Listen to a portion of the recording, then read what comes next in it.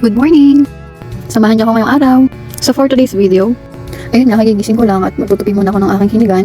Kailangan magtupi muna ng hinigan kasi kailangan may matapos muna tayo. Pagkagising pa lang natin sa umaga, kailangan may matapos agad tayong gawain, di ba? So ayan, mga damit ko yan, tilupi ko kagabi, hindi ako lang iniligpit. Tilupi ko na rin ang aking phone. Pagay mo natin sa gilid para hindi makita. At dito naman yung coffee area ko, ayan, inayos ko lang kasi magulo, mga inday. Dito naman yung table ko pag naggagawa ko ng soft gel extension ay inayos ko lang kasi ayun pala yung sideline ko kasi wala pa akong work ngayon. Tada! O diba yan ang aliwalas na? Sarap tignan. Malinis. Ayan, at 10:31 na nga.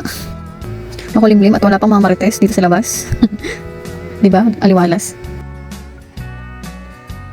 Gagawa muna ako ng kape ko. Ayun nga pala, pinsan ko yan nagwawalis. May lagnat. Painit muna tayo ng tubig. Kumuha ko ng tirang ulam sa ref kasi sabi ng mother ko nagugutom daw siya. Diba? Oo, sarap. Yummy!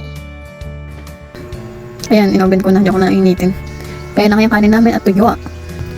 Kumain na pala yung mami ko, binigyan ng pinsan ko. Pinagluto ko pa. Ang almusal pala namin ay kalderetang baboy, tuyo at kaping itim. Ang sarap.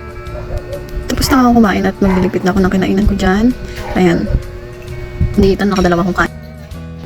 Ayun nga, tinatawag na ako ng nanay ko kasi daw magbantay naman daw ako ng tindahan at may lagnat daw siya. Kawawa naman ang aking mami. Diabetic kasi ang aking nanay kaya ano-anong nararamdaman niya. Kasi guys, ako'y magbabantay muna ng tindahan at see you sa next vlog ko. Salamat po sa mga nanood.